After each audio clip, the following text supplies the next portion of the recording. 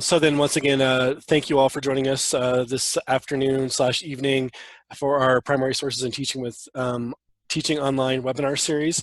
Again, this is brought to you by the TPS Western Region in partnership with the TPS Teachers Network. And with that, Sherrie, we'll go on to our next stop on our presentation for tonight, the Escape 2020, Stow-away on a 1585 primary source cruise. Now back to you, Sherrie. Thanks. Great, thanks. So now I'll give you some background about the rest of this. Someone did have a question, how young have I used these maps with? I've actually used them with preschoolers. You know, the wordless books, where the kids have to look closely and figure out what's going on in the scene or in the story, this is a wordless book. So young kids we kind of touch base about they're having an argument or there might be a conflict going on. Try not to get too, and I probably wouldn't use the one with the dead bodies, but I have used it with preschoolers and it's been very effective. And I've used it with senior citizens, so it runs the gamut. So this is a series of 4 ports of call that came together in a collection that the library has. And the Voyage is the one in the middle that shows the whole outline of the entire voyage. The one that we looked at was Santo Domingo. And the other 2 are Santiago and Cartagena and St. Augustine. The other 3, I guess I said 2. I can't count, it's only 5. So I'm going to take a look at the others just so that you get a little idea of them. This one has a very similar scenario going on. The ships are there. We have the compass rose. We have a little bit of a shield going on, but not too much. We have a harbor. We don't have anything on fire in this one. But again, it's a similar showing of an attack that's happening in this town. This town isn't nearly as developed as the other one. We don't have the church and the town square and all of those pieces. So this one is a little bit more of a remote resource. Same artist. Good observation there. Now this one is Cartagena, and this one depicts in Colombia, Cartagena, Colombia. You might notice the compass rose on this one. It's pointing down. So if you know anything about Cartagena and where it is in South America, it's on the north coast of Colombia. And so this map shows the way they actually came into the harbor as opposed to using true north. Now, just a side note, a few years ago, my husband and I did the Panama Canal, and we stopped in Cartagena, and I actually zoomed into the center village there and took that map with me and could walk through the streets exactly as they're laid out here. Exact. The square was there, the buildings, it was amazing. It was just really, really incredible. So we know, or I know from personal experience, that these actually depict a place that really exists, and they're accurate depictions, which is pretty incredible. And then this one is the St. Augustine. Now, when we first looked at this one, do you see all the people lined up on the beach and that island that's in the center on the left? One of my colleagues thought they were bodies lined up, but the artist didn't do a very good job of showing perspective, and so he showed them marching. So I was very happy because I felt like I could use this if it wasn't dead bodies lined up on the beach. But there's a little fort there, that's Fort St. Augustine, and notice the compass rose on this one. This one that is pointing to the right, and if we think about St. Augustine along the east coast of Florida, came into the harbor, you would be heading west. This happens to also be the earliest engraving of any city or territory that's now part of the United States, which is pretty incredible. So this is the entire voyage, and in that top left corner, written thankfully in English, is a description of this. And this is the famous West Indian voyage made by the English fleet of 23 barks, wherein were gotten the towns of Santiago, Santo Domingo, Cartagena, and St. Augustine, the same being begun from Plymouth in the month of September 1585 and ended in Portsmouth in July 1586. The whole course of said voyage being plainly described by the pricked line, newly come forth by Baptista Boazio. So there was some argument about whether Baptista Boazio lived in England and he did these drawings, but then later someone said no, they found his name on the ship's logs, and so he was actually there on the voyage. I wonder if he was up on one of the tops of one of those ships lookouts, taking sketches as he was drawing this, but pretty fascinating. So the compass roses don't all point the same direction. So that's a fun thing. When I would do this, when I was at the library, we had a room with carpeted walls, and I put Velcro on the back of the map, and they'd assemble the map on the wall. And then I'd say, oh, sorry, you have to turn your compass rose north for every map. So Cartagena had to turn theirs upside down, and St. Augustine had to turn theirs sideways. So who might have led this voyage? Any idea who was in charge?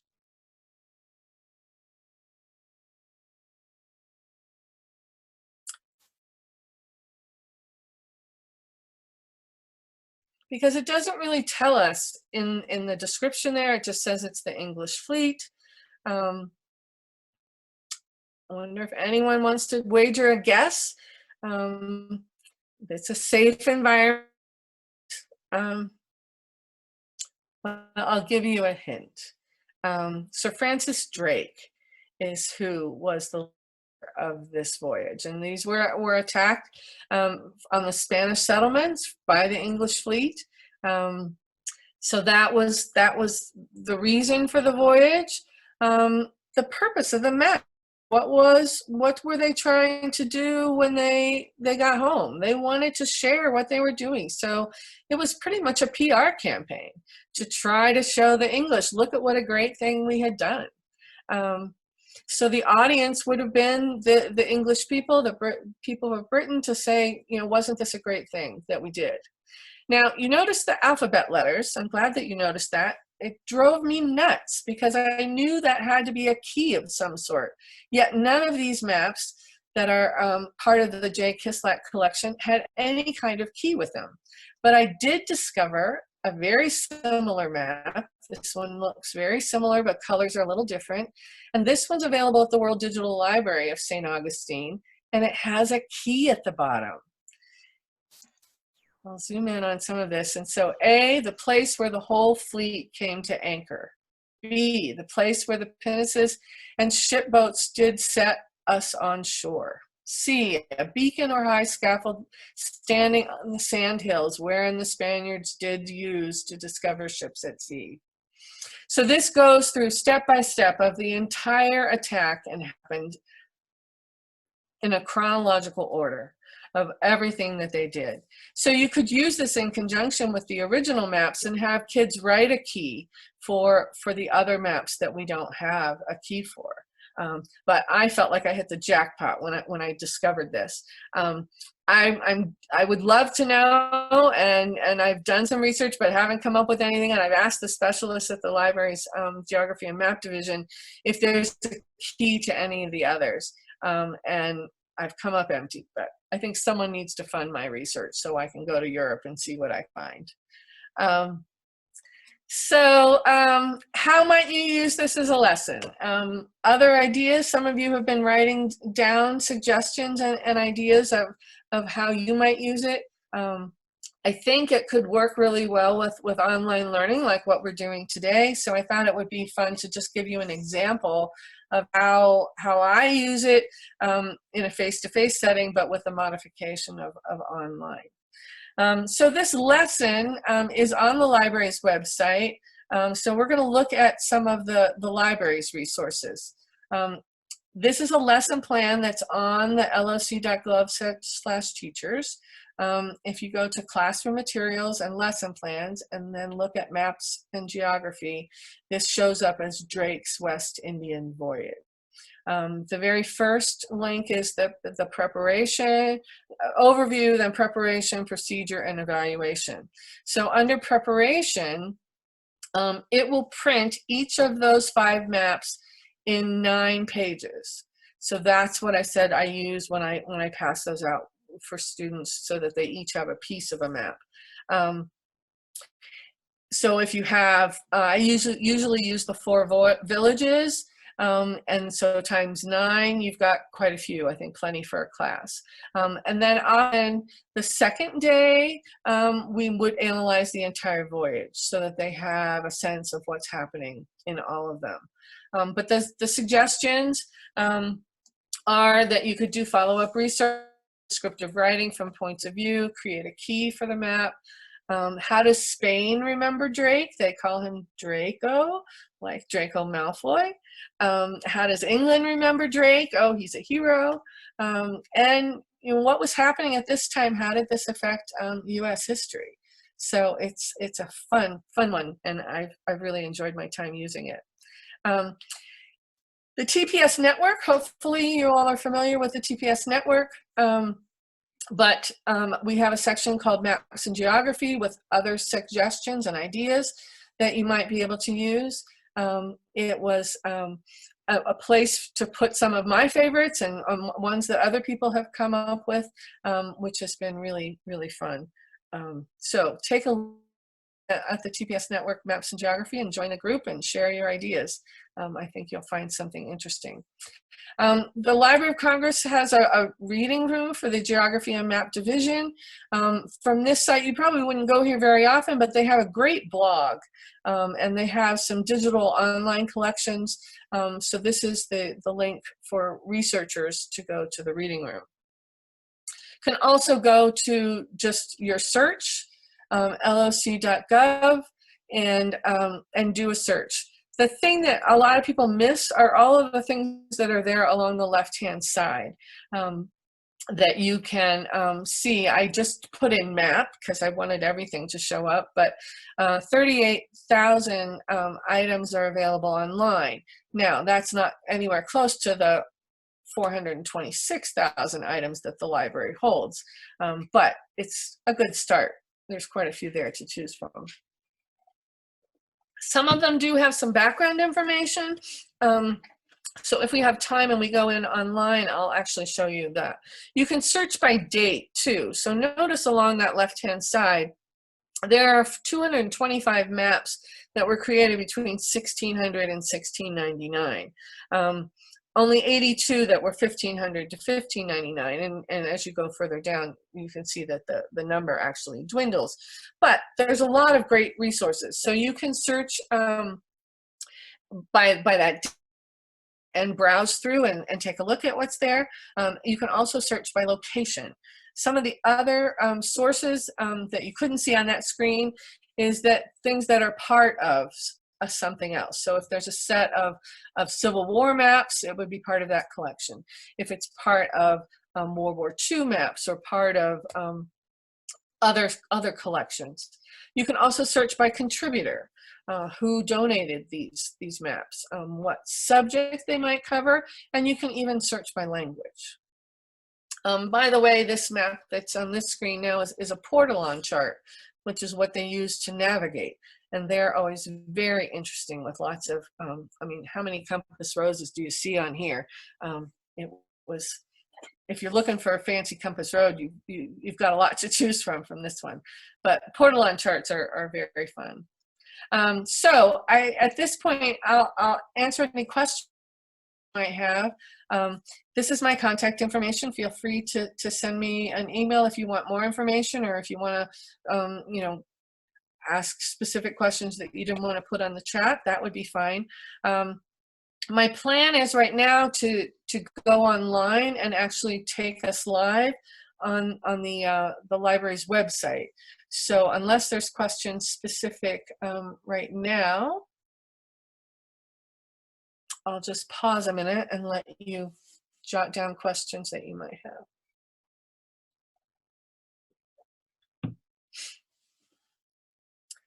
By the way, this map that's here is a diagram of a Shaker village in Canterbury, New Hampshire. We've done used this map with kindergartners, talking about what is in a town, what's there. And the cool thing is that this town has been restored, and you can actually go online to Google Maps and zoom in and see many of these same buildings that are still there, which is kind of cool. This last map, this one right now with the Shaker Village, if you just go to maps and type in Shaker Village, it will pop right up. But we can send you the link too.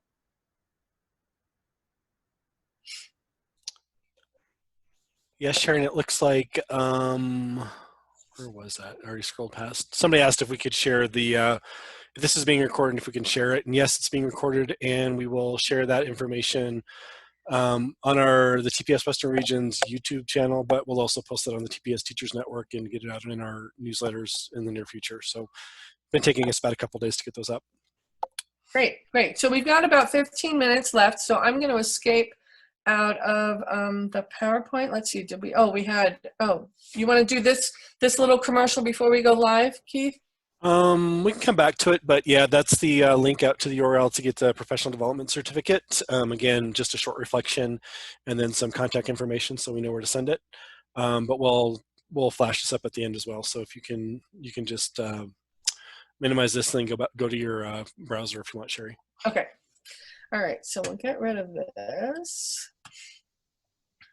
And all right, now, can you see this, Keith or Kyle, or are you going to come up with the screen for us? We are seeing you, but you should be able just to share your screen again, but instead of sharing your presentation, just share your browser. Okay. Give that a try, and if we have to go to plan B, we'll go to plan B. Technical stuff. Okay. Yeah. All right, screen share. Now close this. Yeah, it's not showing up as an option. Okay, I'll go ahead and share my screen. Okay, all right, then I'm going to talk you through the library's website. So let's see. All right, you're going to bring up the library's website, Kyle? Looks like he's working on it. Looks like his. Do we lose him? So this is the learning curve piece that. He's trying again. Hold on. Okay, there we go. I can see it. Okay, so in that box where it says everything, if we click on that down arrow,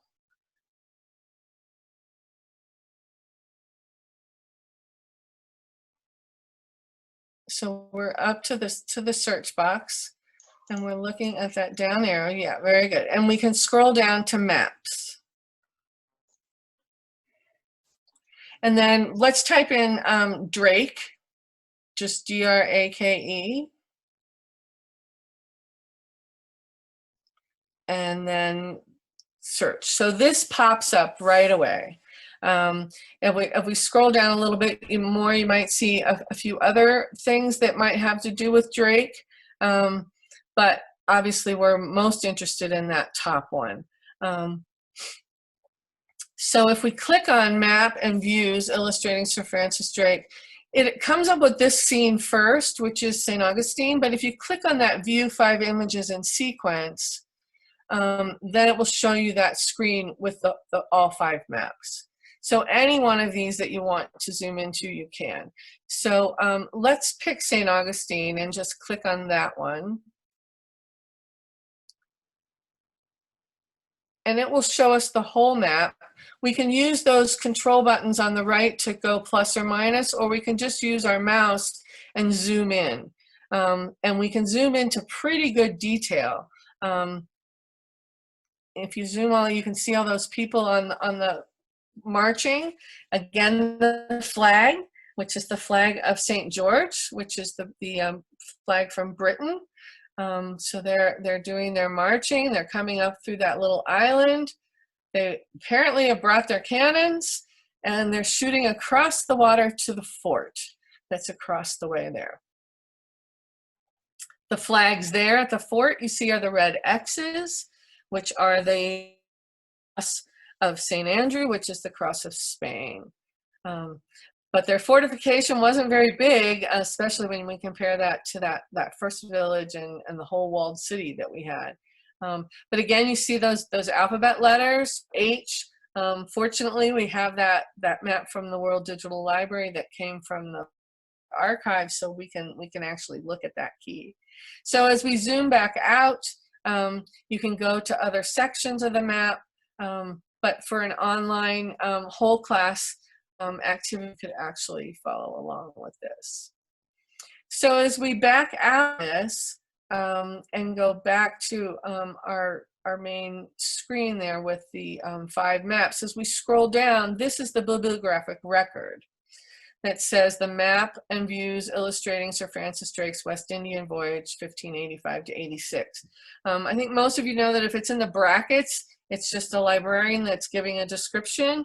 And then they had a copy of that key that was on the entire voyage, the famous West Indian voyage made by the English fleet of 23 ships and barks.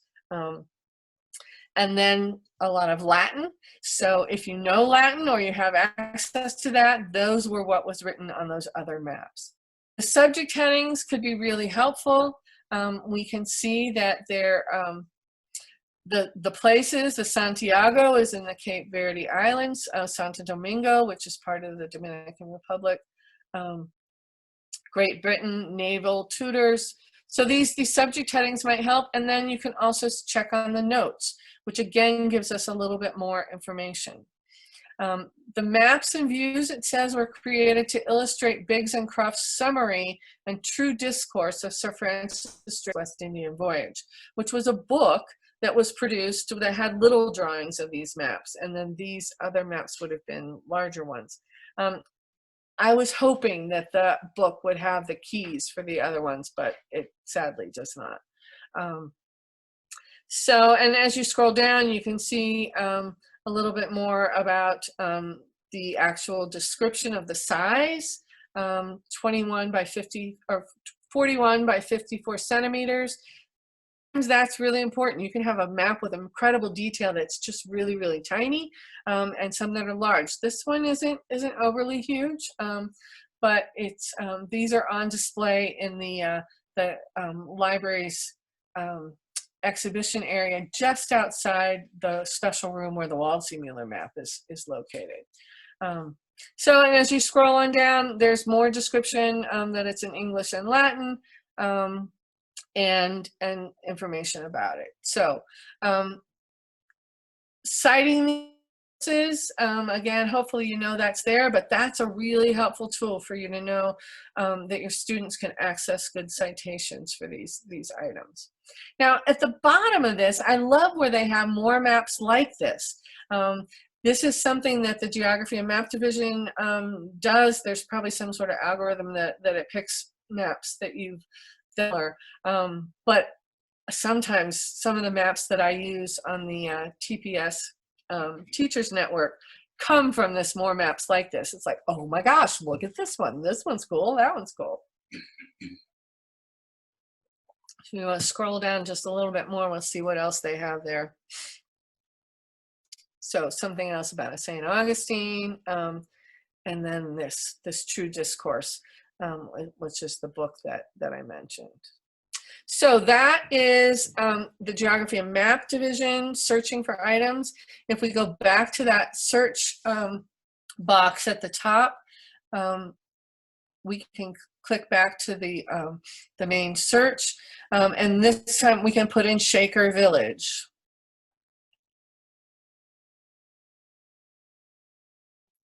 And there's several Shaker villages that will come up. But of course, this one comes up first because it's my favorite, right?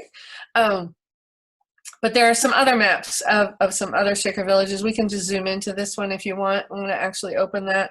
We've only got a couple minutes, but again, you can zoom into some good details.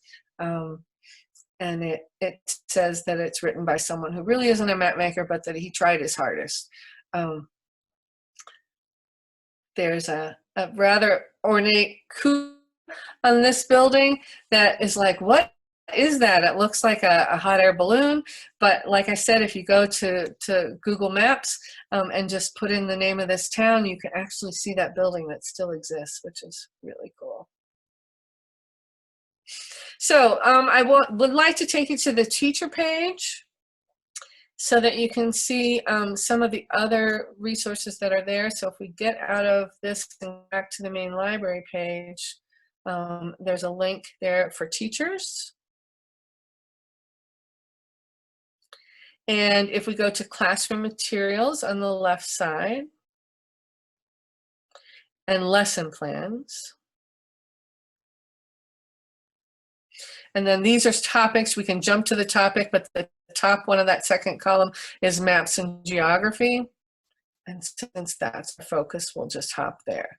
So there are several maps and geography lesson plans that are here on the library's website. The Drake West Indian Voyage, which we now all know a lot about, geography and its impact on colonial life, Journeys West, local history, mapping my spot, Marco Polo's travels on the Erie Canal, Mark Twain's Hannibal, and then the Waldseemüller map, which if you aren't familiar with that one, that was the other one that was part of what I got to build that lesson plan along with when that exhibition opened at the library.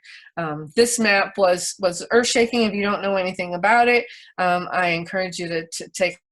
But again, with the lesson plan, this one will print out, I believe it's in 12. So if we click on preparation, there at the top, it's a huge file, and it prints in 12 sections, but there's 2 links so that it's not so huge and it won't crash. So if you click part 1, it will print the first 6 sections, and part 2 will print the second 6 sections.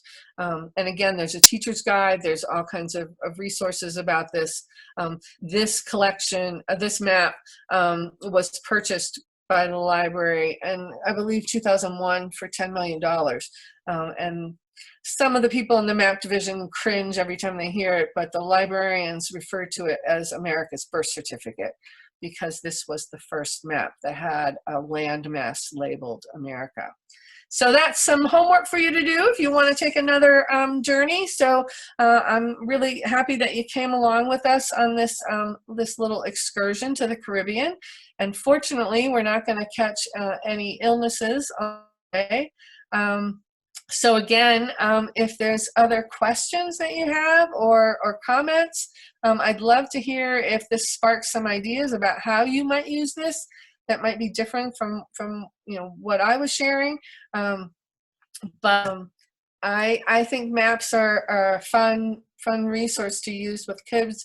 The problem solving, the imagination, it's quite I've really never had anybody who's like, oh, this is boring, I don't want to do this. Everybody gets engaged. So that's a fun way to do a lesson if everyone loves it. Other questions?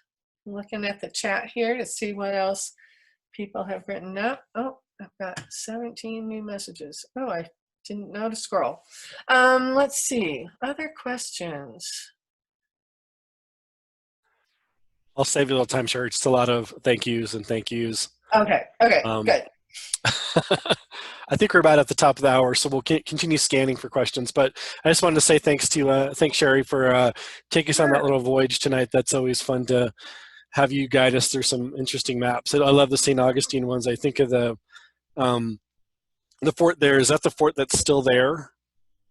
Or at least it's I don't know. It's probably a reenactment or a reconstruction. But yeah, I think it's almost exact. Because we visited that when we were down there once, and it's an amazing place. So if you ever get it's down there, on my travel bucket list. I've been to Cartagena, but I haven't been to St. Augustine, so I need to add that. So everybody put on your list, once this all clears up, we're going to St. Augustine. Okay, field trip. Hop on the bus. Anyone want to go? Right. Let's go. All right. Well, thanks, Sherrie. Also want to put out a thanks to Kyle and Crystal, who've been watching the chat room and making sure we all get in and out of the waiting rooms and stuff tonight. So thank you to them. And also want to thank the Library of Congress for making the Teaching with Primary Sources program, which allows us to put on webinars like this through the TPS Western Region and through the TPS Teachers Network. As a final reminder, for those of you who would like to get one of those professional development certificates for your time you spent here learning about maps, we'd be happy to do that for you. We just ask you to go to bit.ly/PS Teaching Online. I think Kyle's been posting it up in the chat room, but he'll probably do it a couple more times so you can grab it. But basically, again, just go there, fill out a quick reflection, and then you can, and also just give us a little bit of information where to send that, and we'll get that right out to you in the next few days or so. Again, we've recorded this and we will be posting this up on the TPS Teachers Network as well as the TPS Western Region YouTube channel. So you'll be able to relive this and share this with your peers. Again, thanks to all of you for joining us and having a pleasant evening. I'll just leave the chat room open here in case there's any last minute questions, and then we'll wrap it up here in a few minutes. Thanks, everyone.